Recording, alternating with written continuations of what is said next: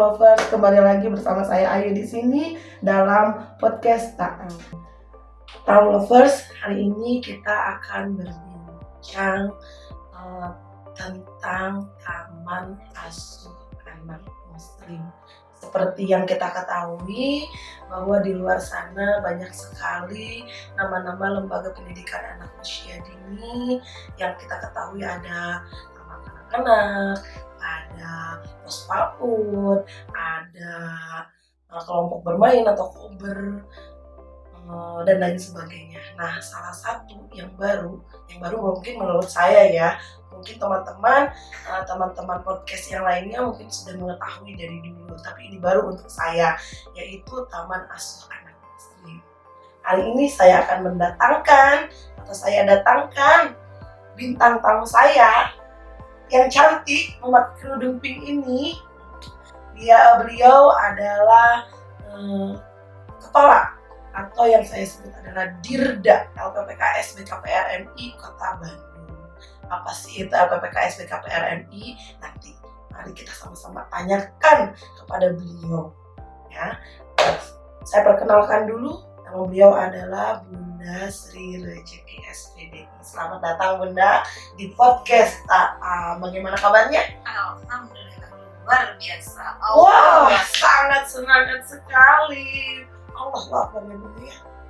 Oke Bunda, di sini saya ingin menanyakan sejarah tentang berdirinya Taman Asuh Anak Muslim dan apa itu LPPKS BKPRMI. Bisa diceritakan? Oke, kita mulai dulu ya.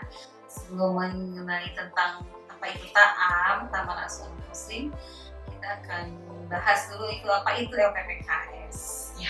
Nah, sebelum ke LPPKS tentunya kita akan membahas dulu tentang apa itu BKPRMI. Mungkin di sini sudah banyak yang paham dan yang tahu apa itu BKPRMI, singkatan dari Badan Komunikasi Remaja Masjid Indonesia. Nah, BKPRMI ini berdiri dari tahun 1977. Berdirinya di berarti sudah lama sekali ya? Iya, sudah sangat lama sekali. Sudah berapa puluh tahun tuh? 77, sekitar 40 tahun lebih. Mungkin Bu Ayu belum lahir ya? Iya. usia segitu, tahun 77, mungkin saya belum dibuat oleh ibu bapak saya. Bercanda ya, mohon maaf. Iya, BKPRMI lahir di tahun 1977 saat itu di bulan Mei dan berdirinya di Masjid Istiqomah Kota Bandung. Itu sebelah mana Ibu Istiqomah? Masjid Istiqomah itu di Jalan Citarum. Oh, kalau dari Pusdai itu ke arah selatan. Pusdai itu yang di Balai Kota itu kan? Nah, Pusdai itu yang di Jalan Diponegoro. Kalau Balai Kota oh iya, Alfa ya? Iya, itu Alfa itu kalau di Balai Kota ya.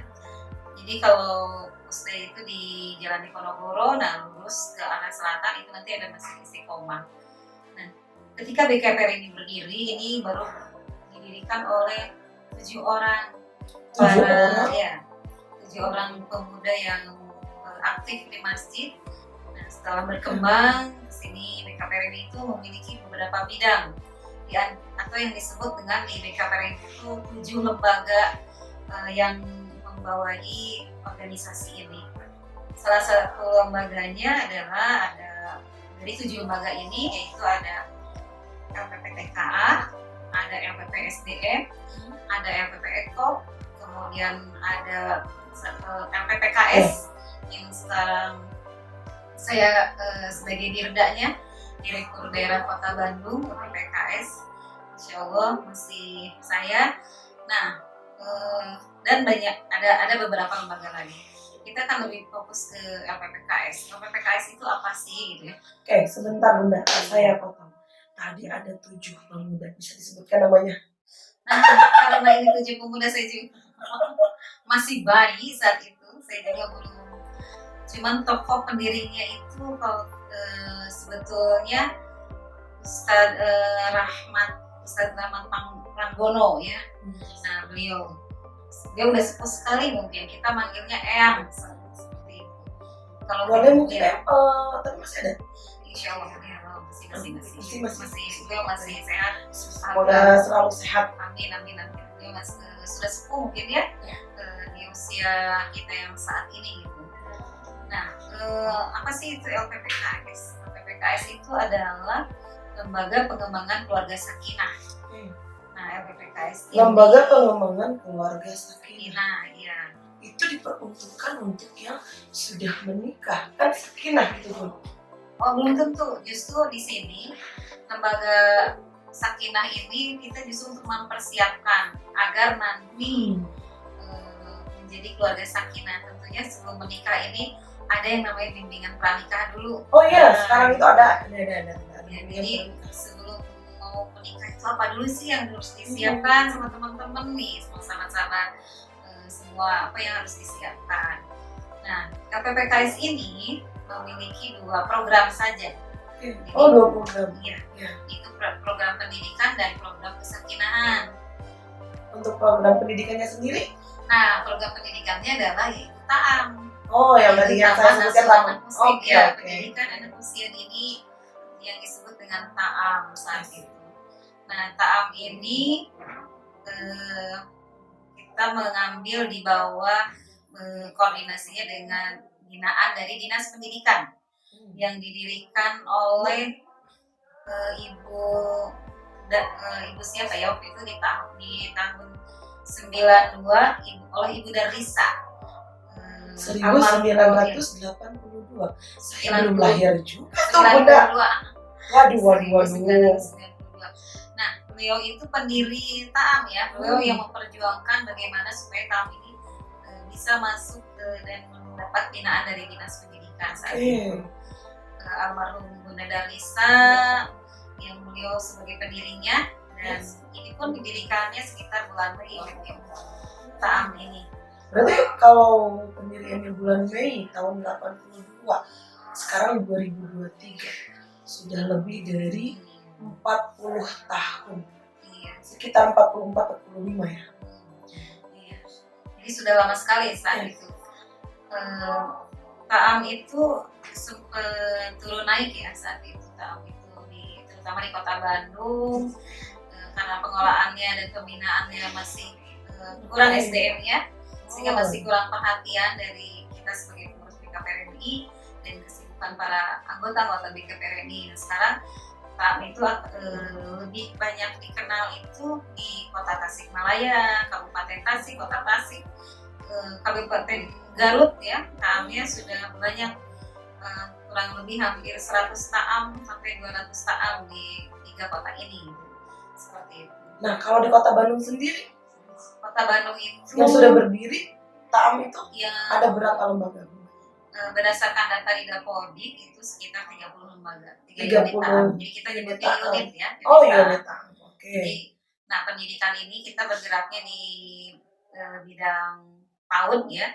Nah, TAAM kalau di kesakinahan ya, itu ada yang namanya POS, Persatuan Orang Tua Santri.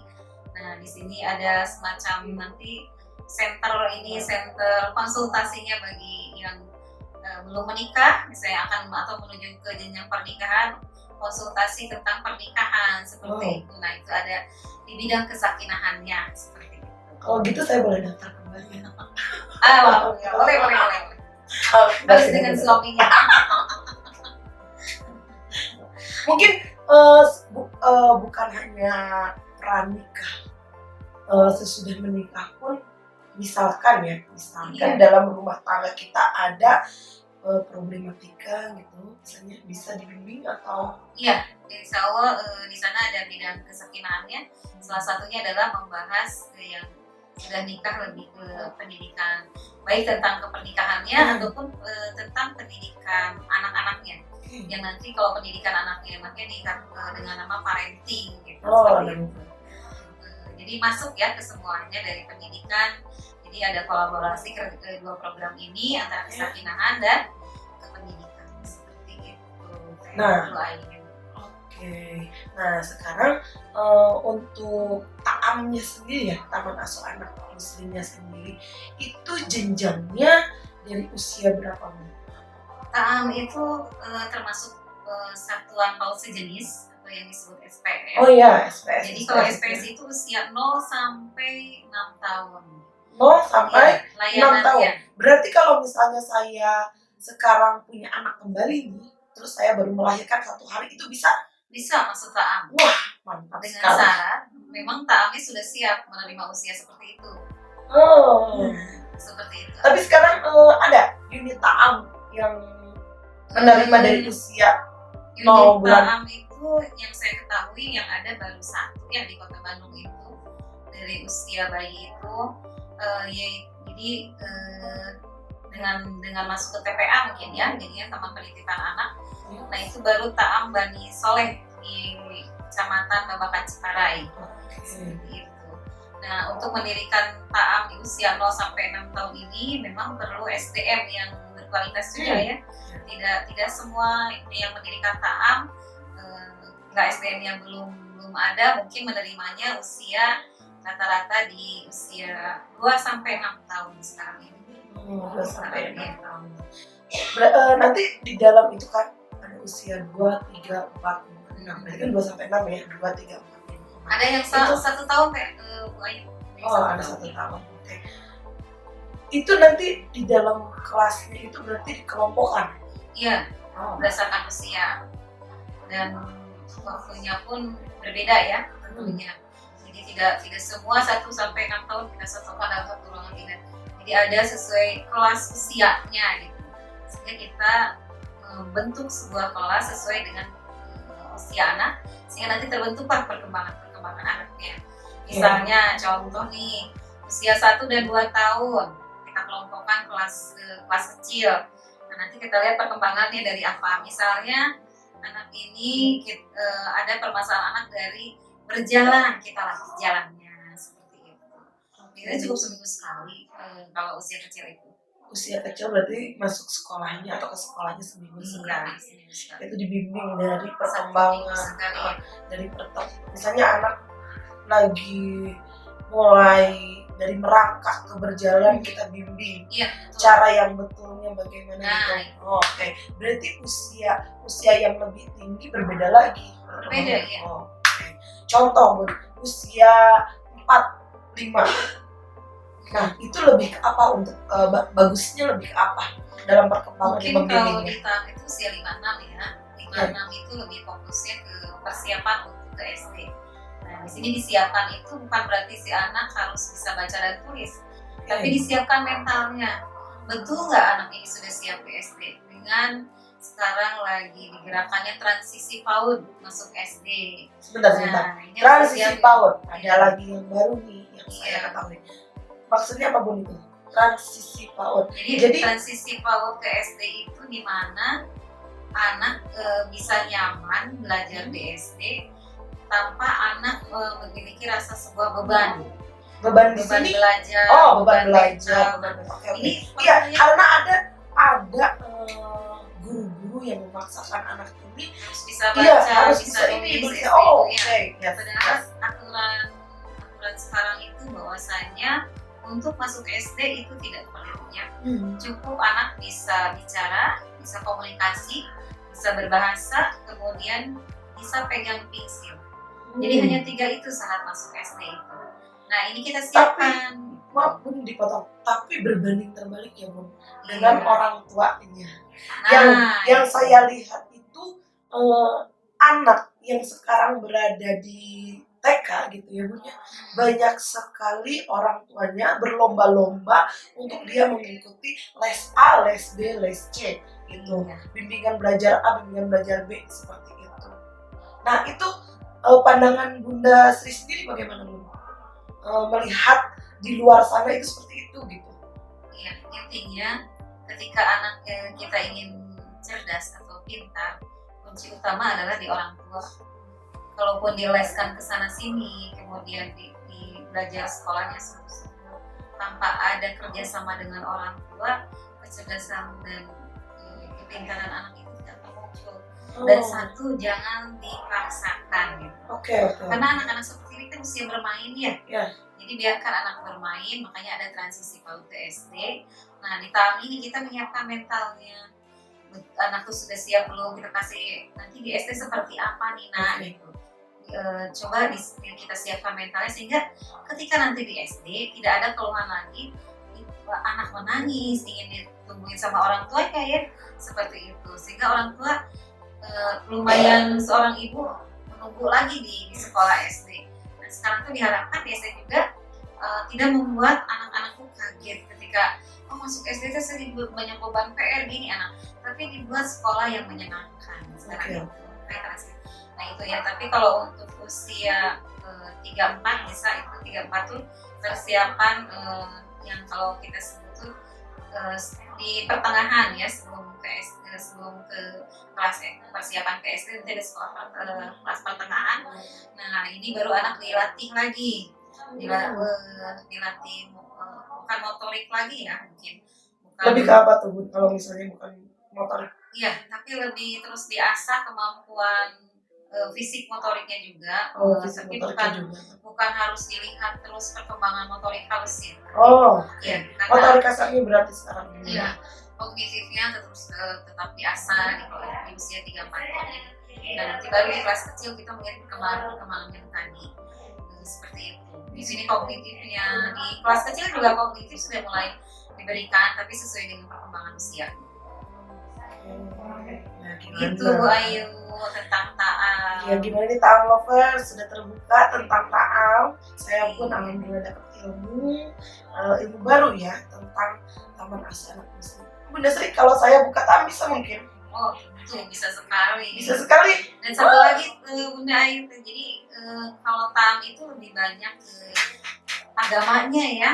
Jadi kita tidak hanya mengajarkan tentang anak sesuai dengan namanya ya, ya. Taman Asuh Anak Muslim. Iya betul itu. Berarti agamanya juga harus kuat ya. Banyak. Jadi pendidikan sholat duhanya tiap hari, kemudian baca Iqra-nya tiap hari gitu. Bahkan di lulusan Taam ini sudah ada yang 3 orang bisa sampai ke Al-Quran. Hebat sekali. Nah iya, dengan metode guru-guru yang tersendiri ya, sesuai dengan kemampuan anak. Jadi lebih banyak lah mengenal tentang Nabi Muhammadnya dikenalkan. Jadi tidak hanya sekadar materi-materi yang sifatnya yang biasa saja, tapi keagamaan lebih banyak. Gitu teman-teman, sahabat-sahabat semua tentang Taman Asuh Anak Muslim. Nah barangkali teman-teman ada yang ingin bergabung bersama kami untuk membuka unit ya Bu? Iya, unit Taam. Yuk kita buka, karena yang saya lihat di luar sana anak-anak itu banyak sekali yang tidak paham tentang agamanya. Contohnya yang beragamakan Islam, usia sudah besar, baca Iqra pun tidak bisa. Banyak sekali saya temukan Bun. Nah gitu, dengan adanya Taam ini mungkin sedikitnya bisa membantu ya Bun ya, membantu mengarahkan anak pada nilai-nilai keagamaannya gitu. Betul? Iya, gitu sobat-sobat semuanya. Nah yang saya ingin tanyakan satu lagi mengenai APPKS. Nah sekarang Bunda Sri sebagai direktur daerah ya, direktur daerah. Nah itu Bunda Sri sendiri atau ada anggota Bunda Sri? Ya, KPPS Kota Bandung ini ada kepengurusannya, ada wakil ketua, ada kepengurusan sebagai sekretaris dan sebagainya, dan ada bidang-bidang juga gitu seperti itu. Jadi di PPKS juga ada bidang kurikulum. Kalau untuk bidang kependidikannya. Kependidikannya. Iya, bidang kependidikannya ada bidang kurikulum, ada bidang humas, kemudian ada sekretaris bendaharanya, ada wakilnya, ada nanti di bidang kesakinahannya ada bidang kesakinahannya, ada ketua kesakinahannya gitu ya, seperti itu. Bahkan di Kota Tasik itu kalau yang saya sudah kesana ada call center-nya ya. Call center, jadi khusus gitu? Iya, sudah khusus dan ada kantornya sendiri untuk mengenai masalah-masalah rumah tangga gitu, pemecahan masalah seperti apa, itu sudah ada. Nah, Kota Bandung belum. Kita doakan saja. Ya, Yes. sobat-sobat Tata, sobat-sobat semua yang ingin berkonsultasi tentang masalah rumah tangganya boleh silakan hubungi Bunda Sri. Bunda Sri direktur daerah, berarti ada atasannya kembali. Daerah itu berarti kan khusus ya, seperti Khusus daerah kota, ya, khusus kota. Bandung, Tasik, Garut, terus Jakarta gitu ya. Nah kalau untuk semuanya apa ya namanya kalau dinas pendidikan itu provinsi ya? Iya. Ya. Jadi gini, karena ini LPPKS itu sebuah lembaga tadi yang salah satu dari 7 lembaga. Nah, ada yang disebutnya BKPRMI Kota Bandungnya, namanya DPD ya. DPD-nya BKPRMI Kota Bandung itu ketuanya adalah Dr. Ahmad Dr. Ahmad siapa ya? Dr. Ahmad ya itu. Ahmad itu Dr. Ahmad tingkat DPD-nya. DPD itu apa Bun? DPD itu tingkat kota. Oh tingkat kota. kotanya. Dewan tingkat daerahnya. Nah nanti dari BKPRMI ini Ya. memiliki 7 lembaga, salah satunya adalah PPKS. Gitu. Nah tadi ada LPPKS, ada LPPTKA, yang saya tangkap ya LPPSDM. PPSDM ya. Itu ada singkatan-singkatannya tersendiri ya, Iya, ada kepanjangan-kepanjangannya sendiri ya. Kalau kita menghafalnya satu-satu itu sangat rumitnya seperti rumus matematika. Jadi biarkan rumus Pitagoras saja yang menentukan jawabannya. Nah, sobat-sobat, Taam Lovers, dimanapun kalian berada, perbincangan dengan Bunda Sri semakin kesini semakin seru.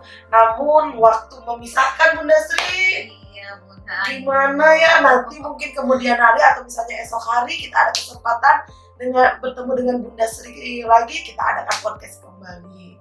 Nah, sobat-sobat, satu dan bukan satu ya, mungkin beberapa hal penting dari podcast hari ini. Yang pertama yaitu bagi sobat-sobat yang ingin mendirikan unit Taam, Bunda Sri siap membantu. Iya. Siap membantu. Yuk kita perbanyak Taam di Kota Bandung. Ya, karena yang saya tangkap juga untuk keagamaannya itu sangat bagus ya. Jadi kita tidak perlu pusing mencari tempat anak untuk mengaji di mana. Nah, Taam ini sudah komplit. Seperti susu telur madu jahe mungkin ya. Ya, susu telur madu jahe komplit, sangat komplit gitu. Pendidikannya dapat, pendidikan ilmu pengetahuan luarnya dapat, keagamaannya dapat, parentingnya dapat, ibu ya. Parentingnya tidak hanya untuk siswa, tapi untuk orang tuanya juga. Dan yang belum berumah tangganya pun itu ada parentingnya. Ya, Bunda Sri, bagaimana waktu memisahkan kita? Iya sayang sekali ya Iya. Bunda. Padahal kita masih seru nih. Iya. Masih banyak yang belum dibahas. Iya, tadi hanya sebagian kecil yang kita bahas. Mungkin nanti esok hari kita akan bahas lagi tentang Taam ini dengan luar biasa. Podcast hari ini kita akhiri ya Bun. Ya, saya sedih kalau podcast sudah berakhir seperti ini. Tak apa, kita besok bertemu lagi dengan narasumber yang baru lagi. Kita undang narasumber dari pendidikan anak usia dini. Karena podcast Taam ini membahas atau berbincang dan memberikan informasi seputar pendidikan anak usia dini. Oke, sobat-sobat semua, kami undur diri karena waktu juga sudah memanggil tatitut dari tadi ya. Kita bertemu di 2 hari lagi, hari apa ya Bun? Hari Rabu. Kita bertemu lagi, akan live hari Rabu. Dan hari ini saya pamit. Assalamualaikum warahmatullahi wabarakatuh. Terima kasih kepada Bunda Sri. Iya, sama-sama Bunda Ayu. Ya, sampai bertemu di lain hari. Salam. Amin.